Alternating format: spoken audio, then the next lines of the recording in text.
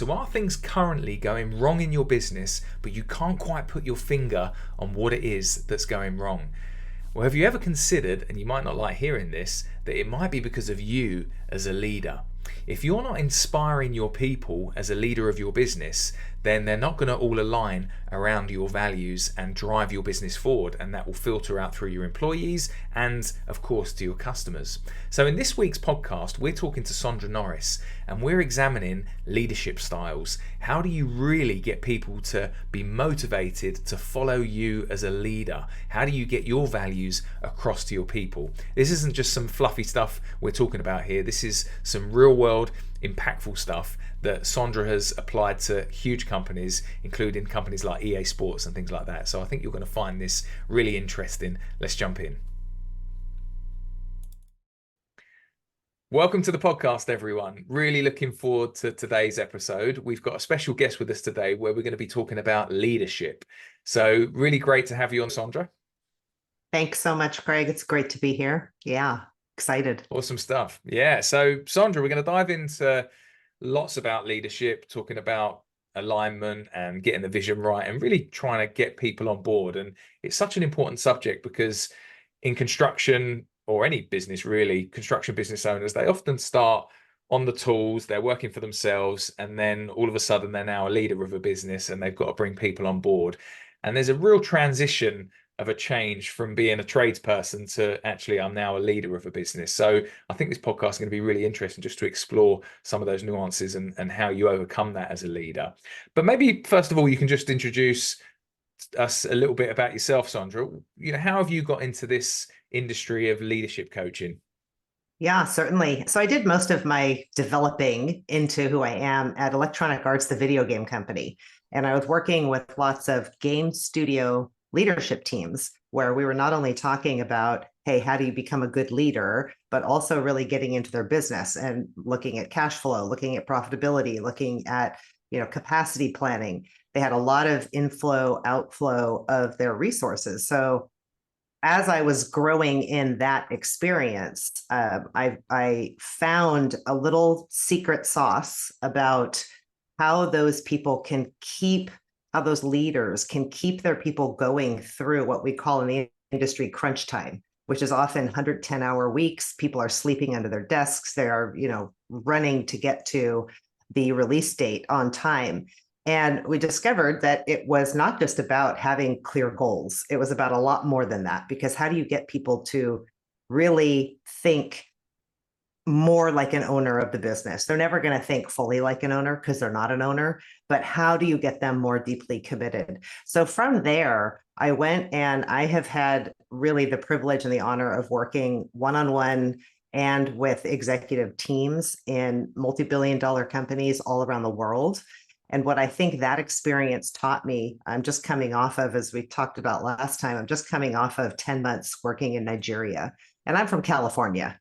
And in all the places I've gone to in the world, I think the biggest lesson I've learned is that people are people. No matter where you are, who you are, what business you're in, we all have this common fabric. And that's why this little secret sauce works so well. It's not easy to do necessarily, but it's mostly ourselves that hold us back from it. So yeah, been doing really this, soup to nuts 30 years, really with impact and value the last 15. Fantastic. Yeah. So really interesting, a couple of things you said there, that people necessarily, it's more than just aligning around goals. We need to have something else that really inspires our people, because I think as a business owner, we do set goals, don't we? We think, right, I'm going to hit this turnover target this month and we want this profit margin, but that might be great for the business owner, but that's not necessarily inspiring for your team. So let's just talk through some of the consequences of not being a great leader and not having your team aligning around what you really want to do. What are some of the problems if you don't get that bit right? There's the obvious things, right? You're not going to hit your targets. Things are going to take too long. They're going to cost more than they should. All the measurable stuff, that's pretty easy to see. Like, I lost money this quarter. I lost a customer. I'm not getting new customers. But then there's these other things that are happening when you think about yourself, not in the leadership position, but yourself as somebody working for a leader. If a leader makes a promise to you, whether it's explicit or implicit, and something happens to make you say, Not quite sure they're delivering on that promise. All of a sudden, you bring a different lens to your experience and you're trying to prove yourself right. So you're looking for any little thing that that leader's doing to prove that they are a promise breaker, that they are not to be trusted. And because we're human beings, we don't keep that to ourselves. We share that with other people. So now you have more people looking for any instance. And this is the stuff that's really insidious that you don't know about, because no employee is ever going to tell you this. That's just their secret, and it's them against you at that point. And so when then they're called upon in a hard situation, or they have a hard customer, that if they were leashed to you, they would deal with that hard customer in the way you want them to. But in that moment, they might just say, he doesn't keep his promises to us, so why should I keep my promise to him? I'm not going to work as hard. I'm not going to deal with that difficult situation. And those are the more insidious problems that you don't really see and know about. So I think there's the list of obvious problems and the list of not so obvious. It's so true that I'm just thinking back to an experience I had when I was growing a really large construction company, and I talk about this in my book, that we grew too fast and we started having problems. And one thing we noticed immediately is I had two sales guys that were absolutely fantastic. They were crushing it, selling ice to Eskimos. It was absolutely brilliant. And then all of a sudden, we started having some problems in the business that weren't related to the sales, but we had problems elsewhere. And I'll talk about that in the book with, customers not being satisfied. We were growing too quick. We were losing quality control.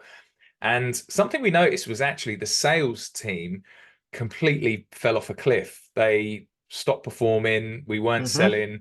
And it happened month after month after month. Now, at the time, and even now, I was thinking back and thinking, oh, actually, is that because of the economic climate? Are we hitting a bit of a recession? But now, we're talking about this and I've had more time to reflect on it. I think that they weren't aligned around me as a leader because I wasn't performing at my best and I wasn't delivering on my promises to my customers, and maybe they'd lost a bit of faith. And what's really interesting is that we noticed it as something measurable, which you just spoke about, something quite obvious, that the sales weren't coming in. But actually, there was a HR consultant that we brought in, and she said, I think there's something else going on here. And we never actually did get to the bottom of it because the business completely imploded and that business failed. And I talk about that in my book and how we had to spoiler alert again.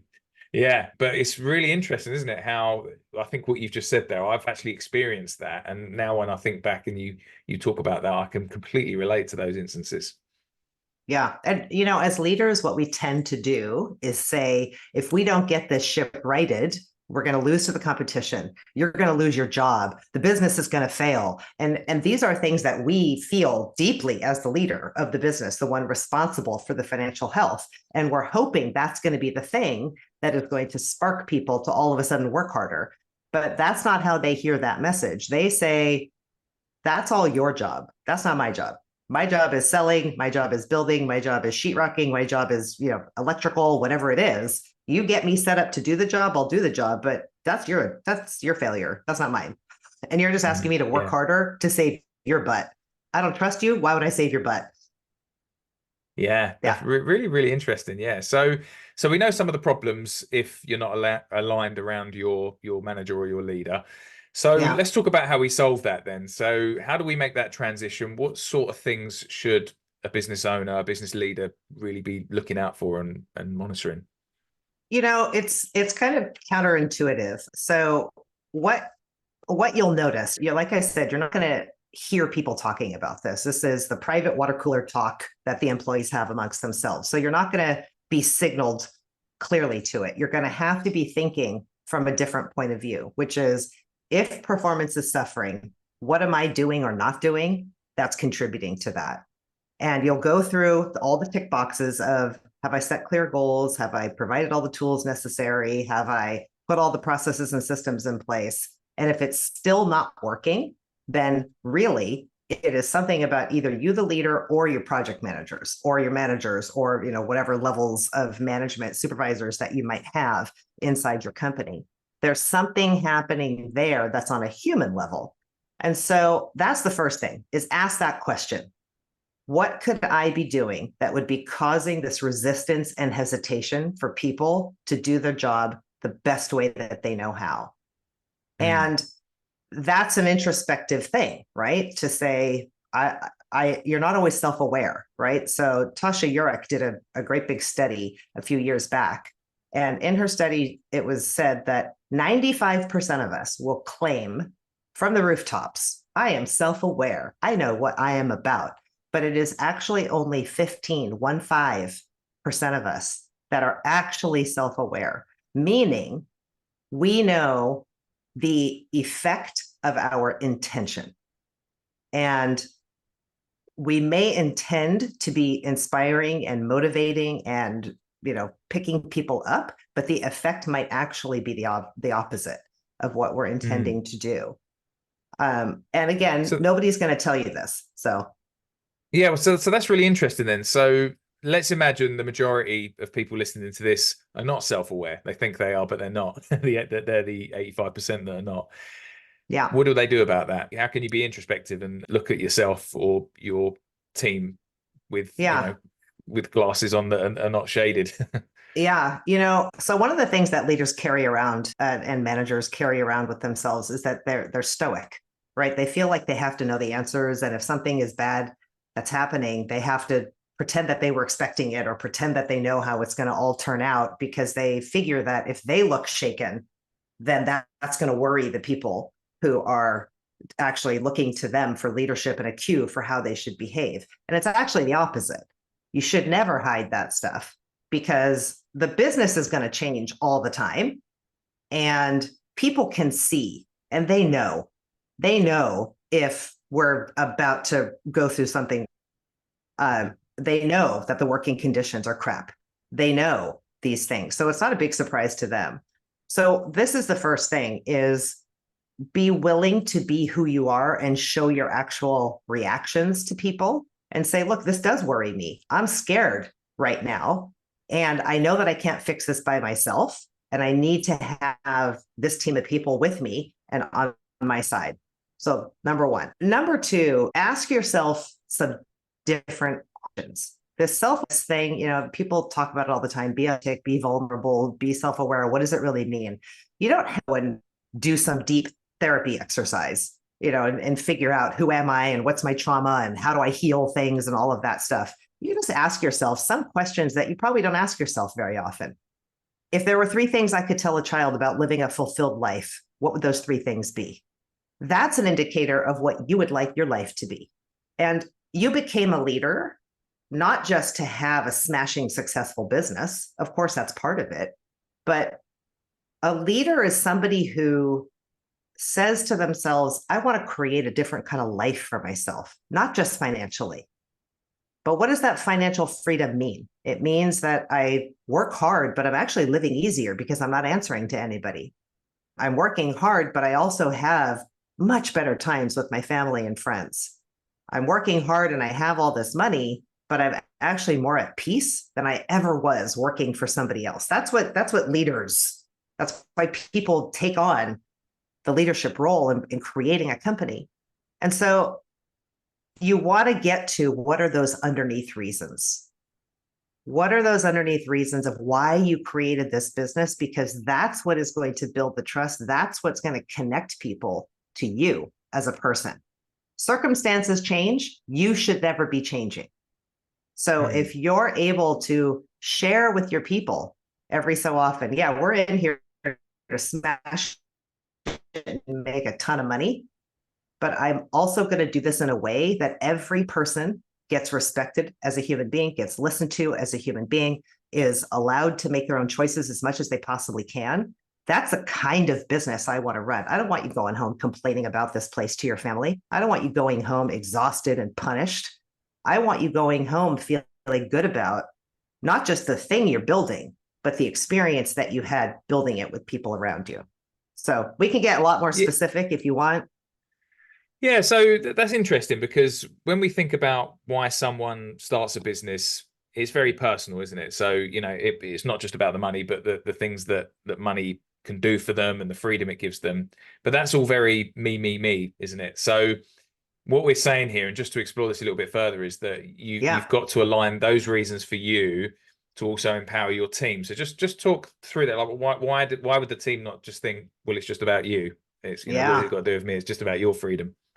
And this is one of those key learnings that I've had the opportunity to learn just because I've worked with so many different people around the world, is that there is not a human being on the planet that says, I'd rather work and live with a bunch of liars that I can't trust than people that I can trust. Nobody says that. Nobody would prefer that. Nobody would prefer to walk around feeling unsupported, unprotected, unbelonging. Every human being would prefer to be supported, protected, and belonging to a group that is committed to my well-being as much as committed to your well-being.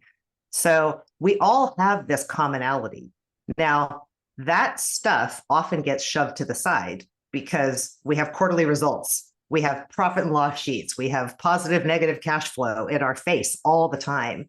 And that gets our attention. And so the leader's job is to really say, let me get past that.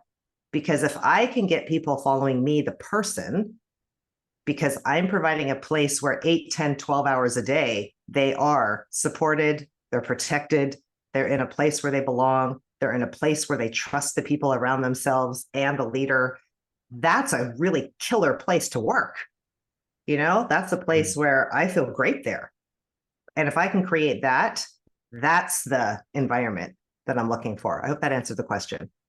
Yeah, so we're talking about a few different things here, aren't we? So Mm. if we're going to support our team, show that we protect our team, that moves away a little bit from what our vision is for the business and what we're trying to create for ourselves.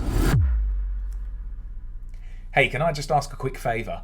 We're constantly trying to bring on the best guests on this podcast so we can deliver as much value as possible. But the only way we can do that is if we get more subscribers, more likes, more comments, and more reviews. So subscribe to this channel and click notifications so you know every time we've got a new video coming up. Give us a review if you're getting any value from it, and give us a thumbs up. We'd really appreciate that. So how do we then translate that into how do we support our staff and show that they're protected? What are some practical things that we can do to demonstrate that? Yeah, super, super practical. And I'll try to be as industry relevant as I can here. But so you have your KPIs, right? You have your safety things, your attrition things, your revenue goals that you're trying to hit, your timing, budget, whatever all those things are that you're trying to hit. And they're not all easy to hit, right? Some of them become incredibly difficult if you haven't sold enough, if you've lost a customer, if somebody goes out sick, there's all these reasons that things can become hard. And a great example is a leader that I talked to who was in a startup, and he was in about his Series C funding. So he was around 150 people at the time. Things were super crazy. And people were starting to feel like, I don't feel like I belong here anymore. I feel like I'm just a number. Now, nobody knows who I really am. I'm just another software engineer with the other 70 software engineers. And so I was working with him and said, what occurs to me as we're talking is that you really care about the people that work here. Not only them, you care about their families, and you care about the impact that working here has much beyond the ripple effect, right? Just beyond once they sign off or leave for the day. You care about what happens to them as humans. And he said, I really do. And it's killing me to see my survey numbers, and people are not satisfied with me as a CEO. People are feeling the way that they're feeling. I don't want that happening on my watch. That's not the person that I want to be. And I said, well, tell me about why that's so important to you. Why is that why is that affecting you so much? And he told me a story about a kid when he was in grade school. A kid named Josiah who was like dirty, unkempt. He never had food to eat. And so he was the victim of bullying and teasing and taunting and all of this stuff. And he always just sort of took it. And this CEO, he watched it happen, but he didn't feel he could do anything about it because he didn't want that turned on himself. And this was when they were in grade school. And he said by the end of that year, the kid was like disappearing into himself. It was to the point where they would bully him and he didn't even react. So they stopped bullying him because he was no fun to bully anymore. Then he didn't see him again for a bunch of years till they were in high school. And in high school, a whole bunch of new kids come in, right? You have different schools combining to make up the high school. And so this poor kid became the victim again of taunting and bullying. And, people were called from 5 years before, like, hey, go get Josiah because he's a great target. And he said that one day he was rushing to get to school and he was stopped. with a bunch of other kids. The principal was there and stopped them outside and didn't let them in, and they could still see in. And everybody was stone silent. And he didn't know what was going on. Nobody was even asking. They were just sort of, trying to look and see what was happening. And there was yellow police tape around one of the lunch tables that he had eaten at the day before. And there was a tarp over it.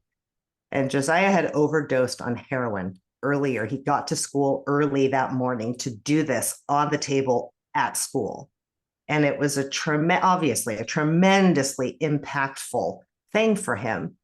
And what he said that did to him was it said, I don't ever want someone to feel left behind. I don't want anyone ever in my world of people to feel that they're not seen, they're not heard, they're not worth it. And that's why this is killing me, that people are feeling anything close to that under my watch. That's my responsibility. I signed up to do this. I promised them things, that we were going to be successful, that it was going to be cool to work here and all that. And it's not. And so he stood up at one of the next all hands meetings that they had.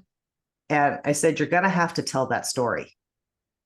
People are going to have to see you as that person. And he's like, no way. I cannot let people see that I am a human being. I have to just stick this out, and I got to show that I'm strong. And I said, try it. I will guarantee you that I have never, in the hundreds of leaders and managers that I have coached it, when they tell a story that is true from their past, nobody ever laughs at them, throws rocks at them, doesn't believe them. It is never that reaction. And he grudgingly did it at that meeting. And he got an outpouring, literally, of love from the people. In the feedback, he got private emails. He had people coming up to him, looking at him finally as a different person, not just the CEO. Now, sharing of yourself is the first thing. The second thing is that you have to prove it. So he couldn't then the next day make a decision that violated everything that he just said. He couldn't take an action that showed that that didn't happen. Now, as it happens, about 6 months later, the company was still in financial trouble. There was some external industry stuff that happened that impacted them. They lost one of their biggest customers.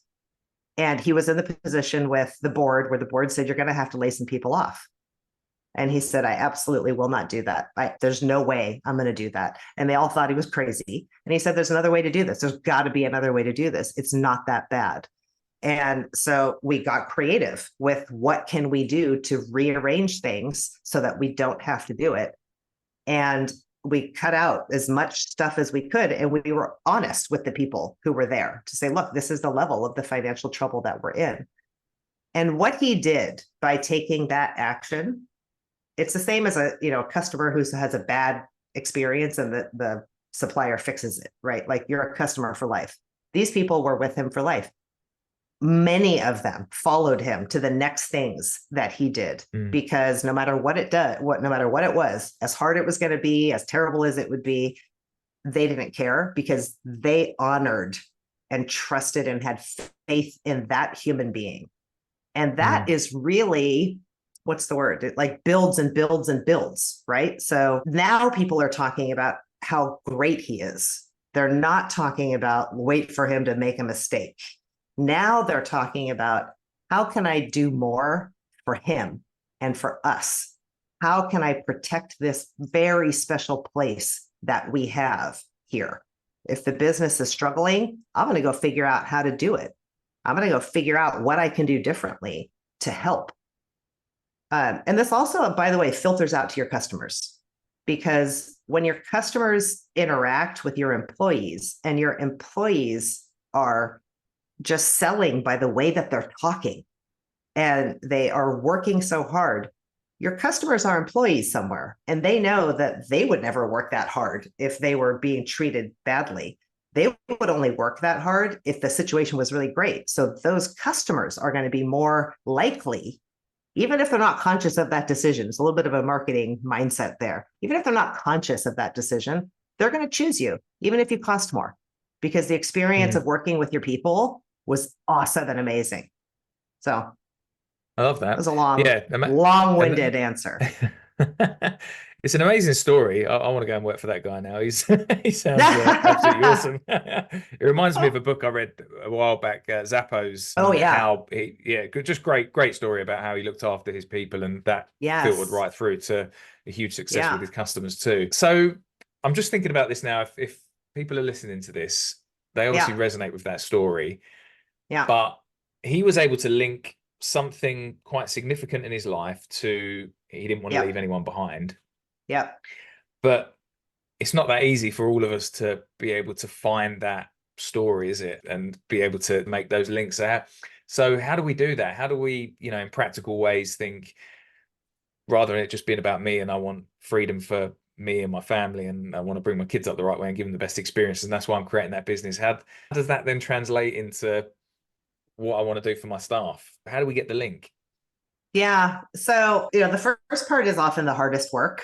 And coming to, if there were three things that I could say were most important to me, what are they? And then looking for those opportunities for proof points. Now, a lot of times those will come when things are hard being a very broad word. We have to work more right now because we're rushed up against a deadline.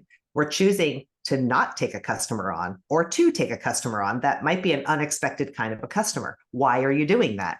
How is that in line with what you're trying to do for your people? Now, you can do a lot of the things also that are kind of policies for your company, whether it's a time off policy, it's a sick policy that you have, it's helping when a family member is ill and somebody has to go take care of your family member. That's an easy thing to link to. And I want it made known that I have this policy, especially because this is who I am as a person. It's not just because every other company has a policy. I'm not just trying to compete with every other company that's out there. It might be because you're sticking with a supplier that's more expensive. It could be any little event that's happening. All you have to do is make the connection. Just make the statement of here's what's important to me. And this is why we're doing it, because it's connected to this. Not only is it going to help us financially, but it's also because it's connected to this principle that I hold so dear to who I am and what I'm trying to create here with you. Does that Yeah, help? Is that that makes specific enough? yeah.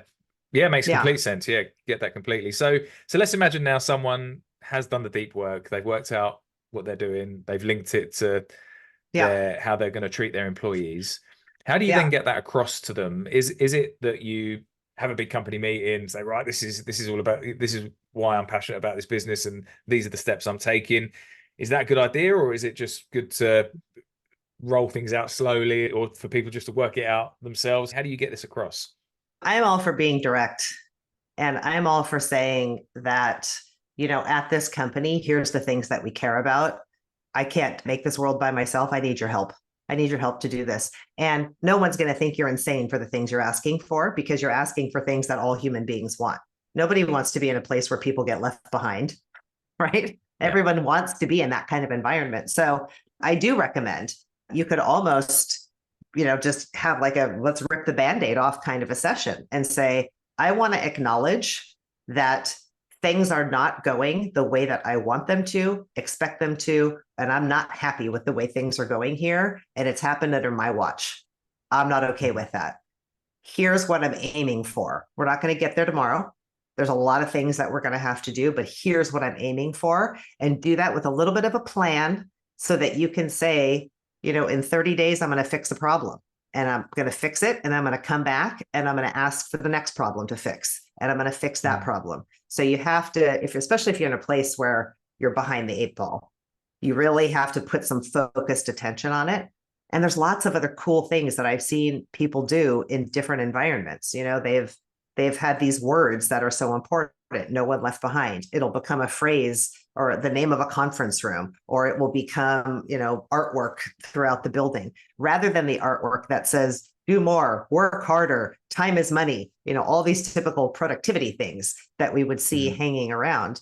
You can give people t-shirts about it, whatever. But I say sing it from the rooftops and, be able to have the courage to say, I'm always going to think about this and the business.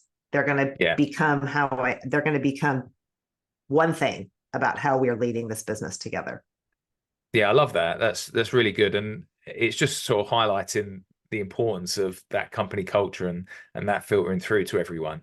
So, in an ideal world, you're starting a brand new business and you get all this in place first, and then you start recruiting based on this company culture. But the reality Yeah. is, let's say you've had your aha moment and you think, right, I've got to do this now, and you start putting this work in, and you're the leader, but underneath you, you may have other leaders. You might have project managers that are looking after things. So there's going to be some people that maybe don't quite buy into your vision, or that's the difficulty, isn't it? That you've got Yeah. people that aren't quite aligned.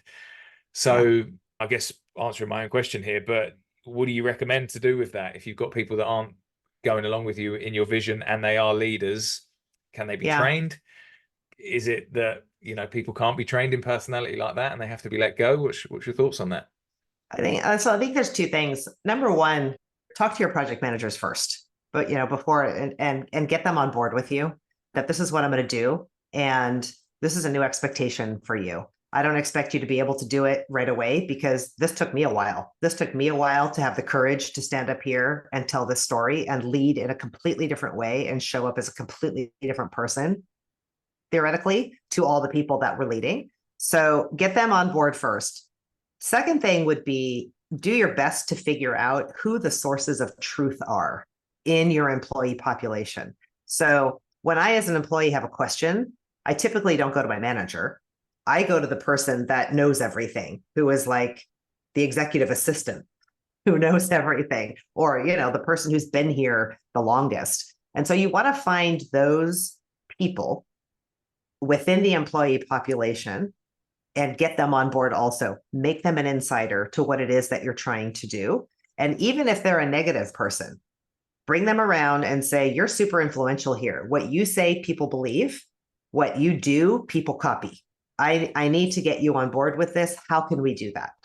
And then it is very hard once you have done those things. And if you have managers also doing the same thing, sharing a little bit of themselves, because they're who the people interact with every day. The trust in you as a leader is important, but if you have a bad day, people are like, I guess maybe he had a bad day. I heard something about it. But usually if your direct manager has a bad day, boy, you feel it. You feel that because they are in a bad mood, they are barking orders, or they withdraw or whatever. So get managers also doing the same thing. And it is very difficult then. Humans in groups, their first priority is to survive as a member in that group. And so if everybody else is going along with the program, it's pretty hard for one person to be a stickler. Now, if somebody is going to keep being a stickler, then you are going to make it some formal expectation that says, look, you're continuing to piss off customers. You're continuing to, call in sick when you're not sick. You're taking advantage of a system. I understand you're doing that for your own personal reasons. And if it continues for X amount of time, we're going to have a different kind of conversation. Just goes to, straight kind of performance management. Really, really valuable. Yeah. So I guess thinking about when we're hiring then and bringing new hires on, I presume that you would recommend having these sort of conversations in the hiring process too, just to make sure people are aligned. For managers especially, because managers typically are not trained in any way, shape, or form on what's, the best way. They just sort of develop their own way. Some of it works, some of it doesn't work. When they land new, they just look around and see what's everybody else doing. And depending on their need for power or whatever, they'll exercise and flex what it is that they want to do, or they'll sit back and watch. So for managers, especially, the expectation that you're joining a place where your role is critical. Your role is critical to creating and supporting these words of this environment. This is an environment of no one left behind. And here's how you're expected to do that, because it's a promise we make to our employees. And so you can at least set the expectation. Really hard to interview for, have you ever done that in the past? Because they probably haven't at any other workplace. Maybe in some personal situations, maybe if they've, coached a youth sports team that has come through, or maybe even in their family. But you can't talk to them about that. So you can only talk to them about other professional experiences that they've had, but you can at least set that expectation and then put in place a way for them to be successful with it. So when they get onboarded, their manager is giving them the speech about Josiah. And that's why this is so important to me. And here's how I implement that. And so we're going to work with you to train you on how to do this. And then employees, you're going to sell this. This is a selling point. This is a differentiator for your organization, that you ultimately, you get to be who you are here. You don't have to suit up and put on your mask and put in your 8 and punch in and punch out and go home tired. You're going to go home happy because you had consistently one of the most amazing work experiences ever with a bunch of people who are building something more than whatever it is you're building. Houses, buildings, stadiums. Yeah. Fantastic. Really Yeah. interesting, Sandra. And I think just the whole conversation around, if you could do that, be that inspiring leader that then motivates everyone, and everyone's coming in every day working in a company that they're happy at, that they're inspired to work at, and they're driving around your vision and moving all towards the same goal. What a beautiful environment and workplace to be in. And you just know that that's going to have great success commercially in the market. Yeah. So really interesting conversation. If anyone wanted to learn a little bit more about what you teach, Sandra, how would they be able to follow you or get hold of some of the resources that you have? Yeah. So we'll send out a link because I think one of the hardest part is what are the questions that I ask and how do I think about myself in my own brain? It can really be confusing and messy to get to a conclusion. So this will be available for download, which is a list of, 8 questions or something. And it kind of has a formula for how you talk about the things that you discover. And so if they go there, then they'll be able to get in touch with me, and we could talk about any other things that are interesting to you to help solve problems that you have at the leadership and management level. I would add, Greg, make no mistake, you can't just do this stuff and then be a crappy business manager. You also have to have your business management stuff, your operational capabilities. You got to have that sewn up too. This will only get you so far if at the end of the day nothing works. That would just be, the snake oil salesman. Yeah. Yeah, get that completely. That's awesome. So what we're going to do for anyone listening is we're going to put that link that Sandra's mentioned there in the show notes. Make sure you go and download that. And that I think that's going to be really useful for everyone to ask those questions about themselves and see where that leads. So once again, Sandra, thanks so much for coming on today. I really appreciate your time. Super. And we catch up again soon. All the best.